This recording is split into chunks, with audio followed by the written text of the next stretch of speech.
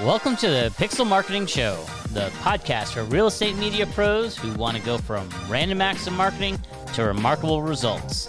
I'm your host, Pete Stagel, founder of PixlCRM and creator of the Pixl Marketing Method. And every week, we're diving into the systems, strategies, and real stories that help you attract better clients, retain them longer, and grow a real business. Let's get into it. Welcome. Today we've got Jordan from the book on today.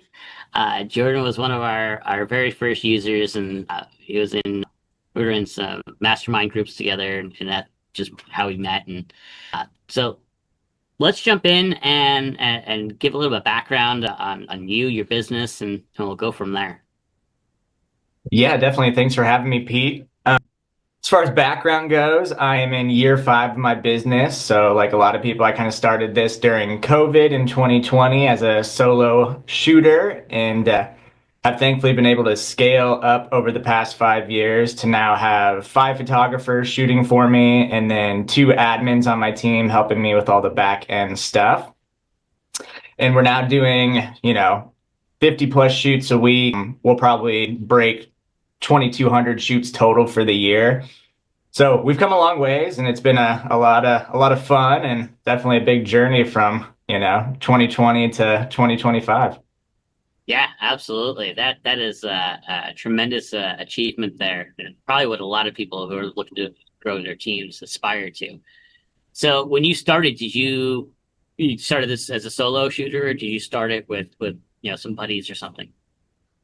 Yeah, I started this as a total solo shooter. So a little bit more background beyond that was my wife and I had kind of traveled on and off for a little over 3 years kind of after college. And the pandemic kind of put a halt to that. We were actually in Indonesia doing an overnight in the jungle looking for wild orangutans, and came back the next morning and got internet and realized that nearly all of our flights and all our accommodations had been canceled due to this growing pandemic. This was literally March of 2020. Oh, wow.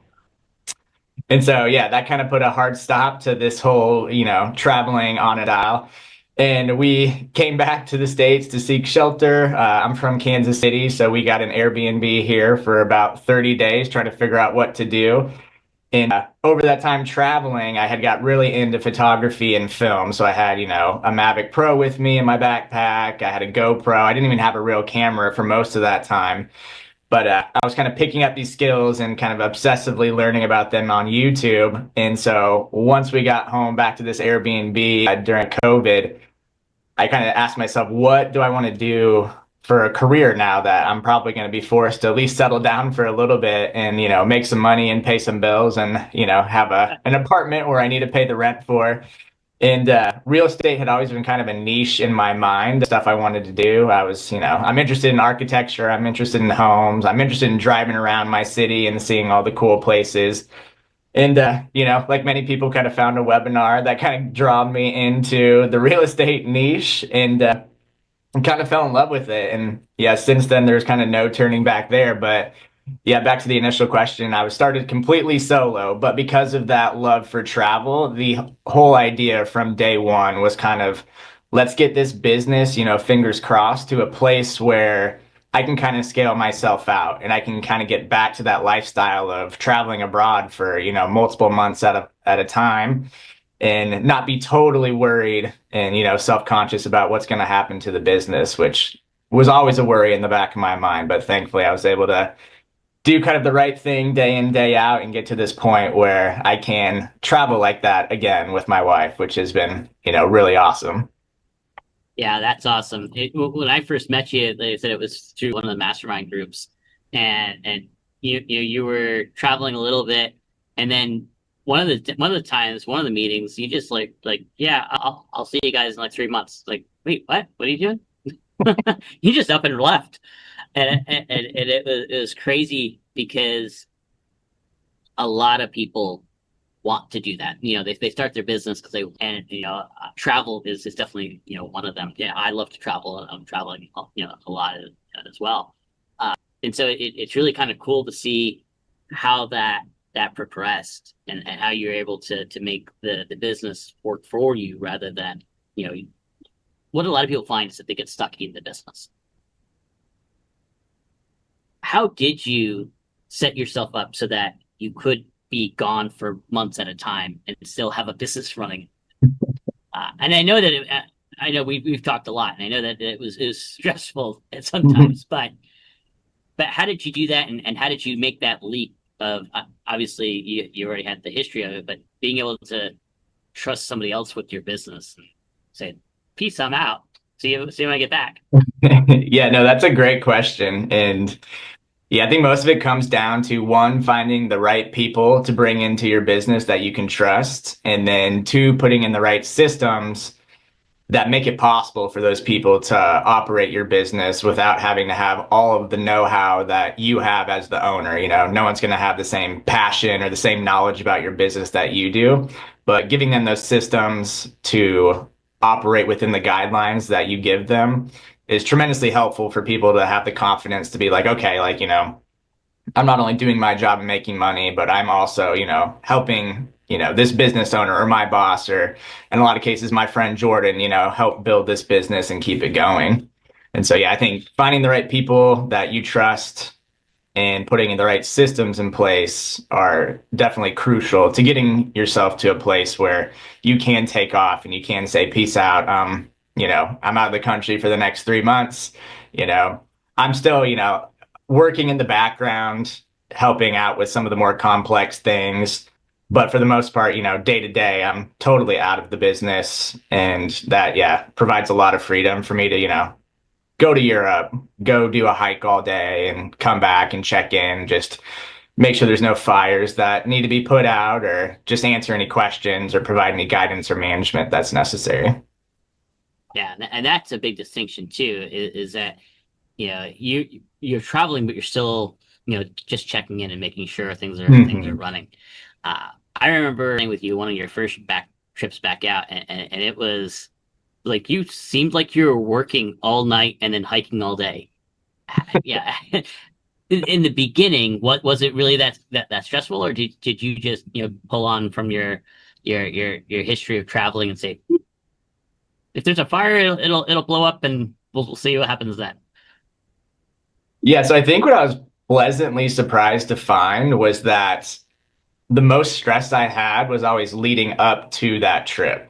So I was always kind of sweating bullets, like, oh my God, like I need to do all these things and get all these things in place before I leave, which I did. But once I got, you know, abroad or once I got on my trip, things just kind of, you know, operated as normal still. And, you know, it wouldn't be any different from me working, you know, in a cabin in Italy like I did versus just working at my desk here in Kansas City. So I was pleasantly surprised to realize that most of the stress and anxiety came from not knowing how it was going to go, but then once it was going, I was smooth sailing pretty much. And yeah, because of that time difference, it's really funny. In Europe, for one, we were basically working central time hours, which ended up being 4 or 5 p.m. to midnight or 1 a.m. there, which was nice because it kind of gave us the entire day to, you know, do sightseeing, do hikes while the sun is out, get to the restaurants and shops while they're still open, and do those tourist activities.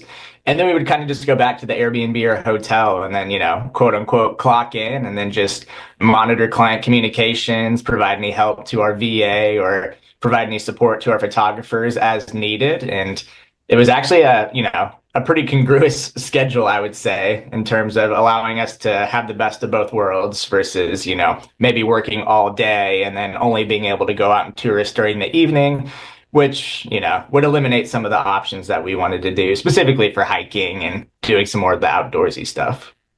Yeah, absolutely. Yeah, there's a big difference between having to actually be on site doing the shoot and just managing. It's just like the Mhm. VAs. The VAs, people hire them all over the world. Not just Philippines or India or Vietnam. They're all over the place. Yeah. And and so it's interesting. How did you get to that point where you're a solo shooter? Did you hire a bunch of VAs and you're a couple of shooters before you took your first trip, or because obviously you had to set up those systems and had to have those people on the ground because you Hmm. can't be doing the shoot when you're in Europe, back in Kansas City. So Yeah, totally. So I think I hired my first photographer just about like a little less than a year and a half into my business. And so, before that, I was, for better or for worse, slow enough that I could go on a vacation and no one would really miss me because, I'm only doing a handful of shoots a week. By the time I got to this year and a half position in, I was definitely doing solo, probably, 15 to 20 shoots per week, which seemed like a decent amount of volume for just me personally.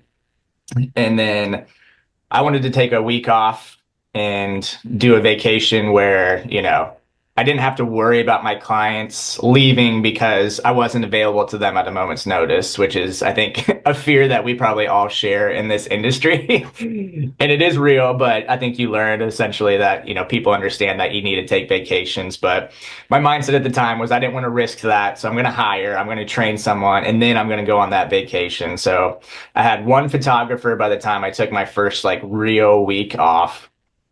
And then, I have to be the first to admit that I'm not the best hirer. And so that first guy didn't end up working out.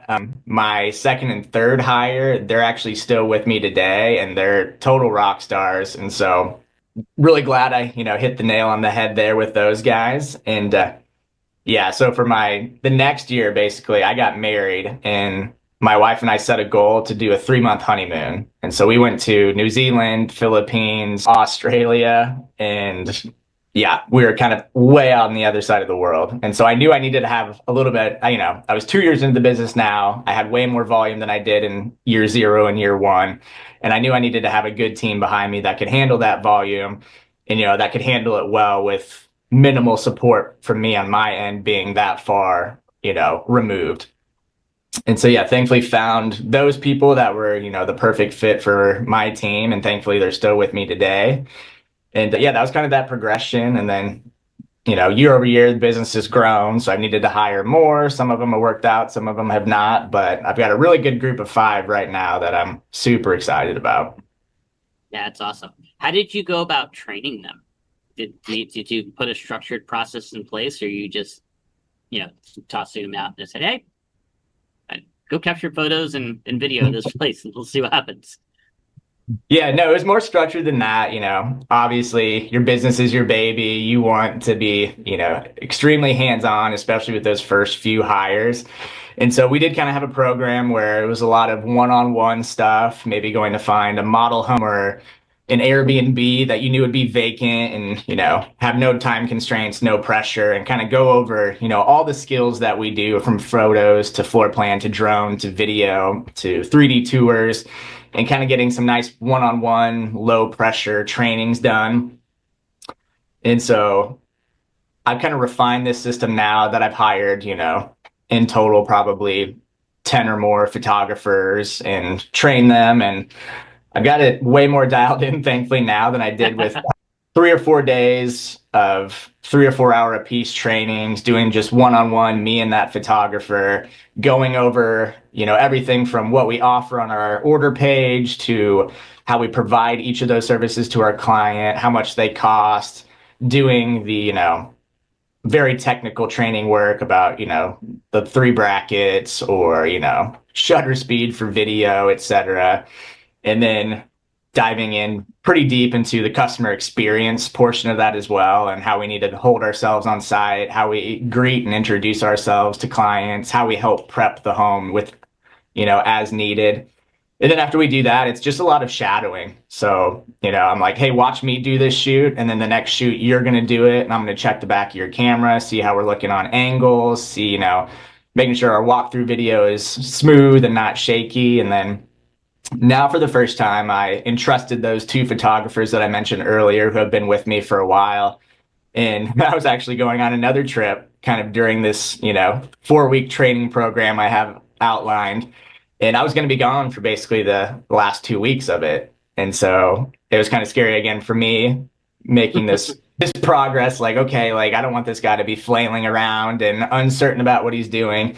But I got my top 2 photographers, my senior photographers, to come on board and want to help train. And so, I gave them a little bonus each day to to take this new photographer around. And again, it was kind of like, let's shadow, show him how you do things. So, he gets another taste of someone else's processes. And then, you know, you let him take control of the next shoot and, just check the back of his camera, check his work, and then just provide any feedback as necessary. But that ended up working super well for my last hire, which was just over the last couple months. And he was really glad to meet the other members of the team, see their perspectives, see their processes, and kind of, take the best of all worlds that he was exposed to.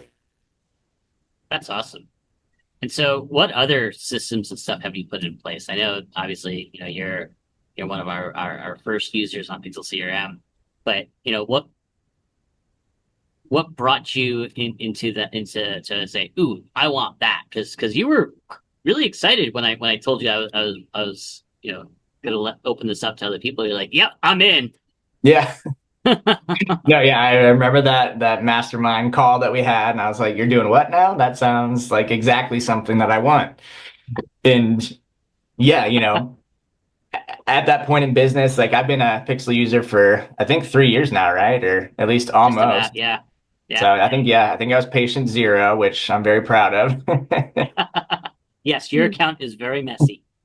But Pixel is a solution to a lot of the problems that I was having at that time, and not necessarily problems, but just gaps that I wanted to fill in my business, such as, how do I onboard new clients? I don't have any way right now, or I didn't have any way to send them an automated email, even giving them some additional information about our business. So I have that in place now for onboarding new clients that tells them how to prep the home, how to use our systems, how to reschedule a shoot on their own. And so that was something Pixel helped me solve. And then, getting all of our client communications in one place was a huge value add provided by Pixel as well. Eventually, once your client base grows, you're chasing down communications on phone, text, Facebook, Instagram, all these different sources. And it's just like maddening to keep track of. So being able to have that Especially when all you're out of country and you're trying to yeah, especially when you're out of the country and yeah, your time zone's all wonky and you're getting messages at 1 in the morning. And so having that all in one place and being accessible by the other members of your team is extremely valuable because, it's me, my, director of client communications and my VA all have access to all of our client communications through Pixel. So, those times where, sometimes on our vacations, we go on a 2-day hike where we literally have no cell service or Wi-Fi. And it's just like, my VA's name is Edison. He's awesome. I'm like, hey, I need you to hold down the fort over the next 2 days. You know where to find all the client communications. You know where to find, our SOPs and FAQs to help them out. So yeah, take over. So that's something very helpful that Pixel can do. And then just, over the last year, the Pixl Method framework was huge for me in terms of wrapping your head around all of the things that you should be doing, but can't visualize and can't really map out. And so that was tremendously helpful for me. And then the book was awesome. I got to read that while I was on another 2-month trip abroad this spring. And I was excited to see myself mentioned in the book a couple times. I was laying on the beach showing my wife, look, I'm in a book. Yeah, I remember you texting me that because Yeah. you didn't. Yeah, you were out of the country. I wasn't. We weren't chatting all that much because you're busy having fun. I was like, he'll be fine with it. I put you in the book, and you're like, holy crap! Yeah, that was exciting. And yeah, I didn't realize I was on the back cover. Yeah, right. Yeah, I've definitely got a Kindle copy, a hard copy. But yeah, reading the book and being able to then apply that amount of detail to the framework, and then just knowing that Pixel is made to build that all out, meaning automations for emails and nurture sequences and lead gen and, so many more things, follow-ups, review requests. Just knowing I can accomplish that all with one tool built specifically for that, that's ultimately what I knew Pixel would be. And then having that framework, I was like, okay, not only do I know it's the right tool, but I know why it's the right tool and what it's kind of doing in terms of, the theory of, owning a business and doing the marketing and the client management and the nurturing, etc. Awesome. Of all of the things that it could do when you first signed up, when you first started working on stuff, what's the thing that one thing that you think is the coolest thing that it does, or the most useful thing that it does that you've been able to implement? Ooh, that's a great question. I know and I know people always say this, and it's not even my favorite thing in general, but the review request automation was really huge. It helped me get my business from something like 27 5-star Google reviews to 127 within a year, which was pretty awesome. Yep. And that is now broaching 200. And so that's really exciting. But as a newer business owner, that's really exciting because you want to be ranked high in your market. You want to have some of that, that clout and, that, respect from your peers. And it's a great marketing tool for us as well, being able to say we're the highest rated real estate media agency on Google. And Yeah, then absolutely. yeah. And so, yeah, that's one really cool arm. Again, having all the communications in one place is really nice. My business line is through Pixl. So that switching from my personal phone finally to a dedicated business line was obviously a I huge remember having forward. that conversation. I was like, "How are you going to travel if you have to answer the phone?" And you did it, and you just answering the phone at 1 o'clock in the morning for a little Mhm. while. That I think that first trip you were out there, it's like you realize you could just get the phone number inside Pixel, and you're like, "Wait, what?" Yeah. Yeah, that was huge. I was very happy to learn that that was a possibility. uh yeah, it's funny all the things that you don't think about and you don't realize until you get to that point, until you get to that problem that you need a solution for. Mhm. And and, and I think a lot of our users are like that too in Pixel. It's like you come for what we've laid out for you, the 9 step framework, the Mhm. all the little things, and then you start seeing all these other cool things in the system. It's like, ooh, I could do this. Ooh, I could do this. And you just add in more and more systems as you go, because it's not a big thing that you got to build all these things, connect all these tools. It's just, ooh, I can add this in there today. I can add this in there now. Yeah. Uh, Yeah. It never ends, the possibilities that you learn about with Pixel. and are you using any other tools besides your delivery platform and Pixel? Is there anything that you found that Pixel doesn't do that you have to supplement with something else? No, I don't believe I do. I was using, MailChimp in the past to try to do, a regular newsletter, which I can now do in Pixel. You know, I can build landing pages in Pixel. And so I don't have to, my website right now is on Wix, which I almost never log into now because I can do those landing pages, build out those workflows and funnels in Pixel, One of which these keeps it days you'll all in move one it nice over. place. Yeah, one of these days I totally will. Oh, Probably when you another get big the thing bill I for it, it's do. like, oh crap, I should build this up over in there. Yeah. Another big use case I use Pixel for besides my newsletters, which is huge, is the social media scheduling. Hmm. And I almost forget that because it's now just totally automated and out of mind, meaning every Monday, my VA, his biggest responsibility, since we don't have any deliveries on Mondays, is to Hmm. map out all of our social media for the week. And so as he delivers from the previous week, he marks stuff that's going to be good social media content for us in terms of listing videos or listing photos. And he even does a weekly BTS reel for us, which is really cool, as well as a review reel, just kind of adding some text to a template, talking about, one of the clients that said we did an awesome job. But he spends his Monday getting all of that media lined up, and then he schedules it directly through Pixel. And so you can set what day, what time, you can add a caption, you can add hashtags and tags and now collaborations. And so he gets that pretty much all lined up on Mondays. And that way we're able to post every single day. And that was a really important thing to me. And basically, since I started using Pixl, we've, in general, posted every single day of the year for the past 3 years, and on multiple channels. So not just Instagram, but I've got my Instagram, my Facebook, my LinkedIn, my YouTube is now connected. Was trying TikTok for a while. Yep.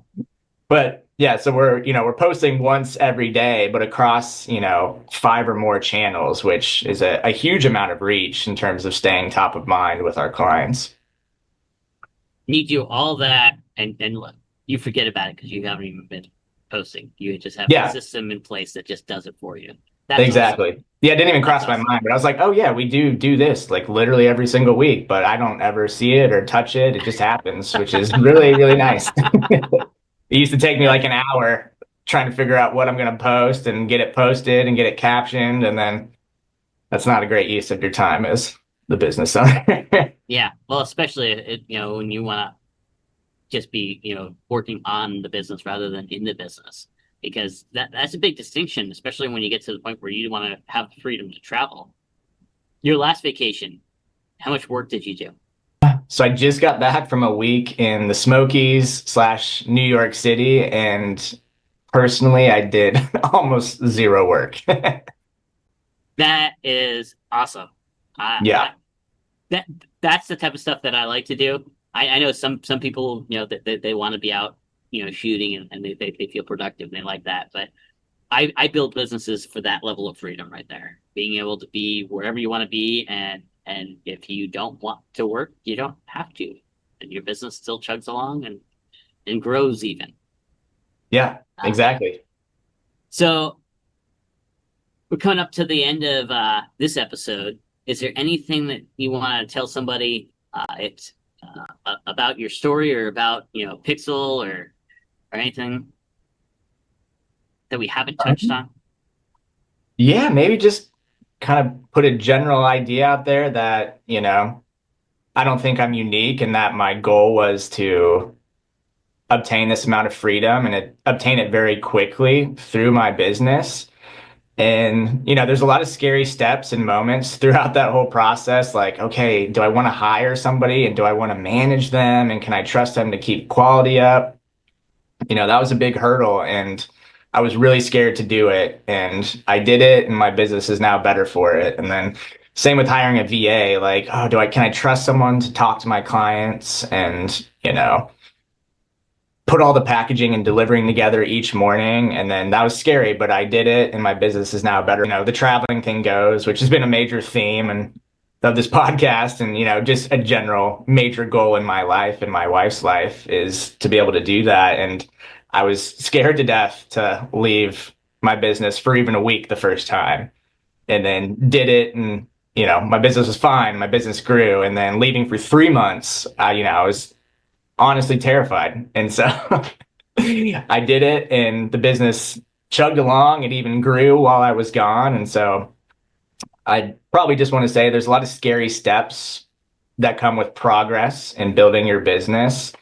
And your brain's going to tell you not to do it. But my advice would just be to do it. And it will be scary and it will feel weird. But if you just kind of keep doing the right thing day after day and push through some of those fears, you can take your business to places that will provide you with a lot of freedom and a lot of joy. And so it's not without trepidation that I've, gotten to where I've gotten. And so it's possible. It just kind of requires overcoming a lot of fears and some of that general anxiety that you just live with as a business owner. Very well said. Very well said. And I thoroughly agree. Is a lot of it is just do it and get it over with and push past the fear, and you'll get to where you want to go. Awesome. Well, I appreciate you jumping on for this episode. If anybody wants to get in touch with you, you want to Yeah. have a contact information? Yeah, best way to get in touch with me would probably be Instagram, and my Instagram is at Jordan Wyatt Ashley.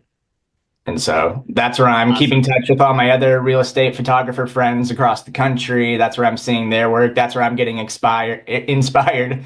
And yeah, that's how I'm, connecting with a lot of people. So happy to connect with you there, follow your Awesome. work, provide, any insight or advice that I can. And yeah, Awesome. And you're in the Real Estate Media Pros group as well. So um, yes, you post occasionally there too. So if somebody wants to get a hold of you, they can ask you questions there directly as well. totally. Are you going to be at PMRE this year? Not going to be at PMRE, but I Okay. am going to be at Rep. So I'll be at one of the two big ones. Awesome. Well, if you're for those of you that are going to go to PMRE, just remember that we are hosting a book signing happy hour. It'll be on that Wednesday evening of the conference.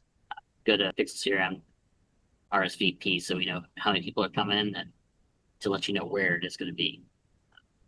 Have fun at Rep. Vegas is always fun with especially Hmm. getting around all of the other real estate media business owners and the networking and that's where most of the value in all these conferences are.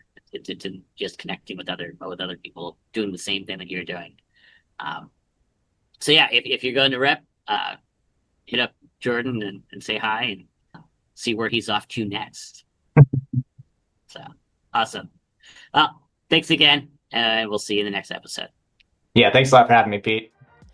Thanks for listening to the Pixl Marketing Show. If you're ready to go from random acts of marketing to remarkable results, grab your free copy of the Pixl Marketing Method at pixelmarketingmethodbook.com. If this episode helped you, share it with another real estate media business owner. Make sure to follow the show so you never miss an episode. Until next time.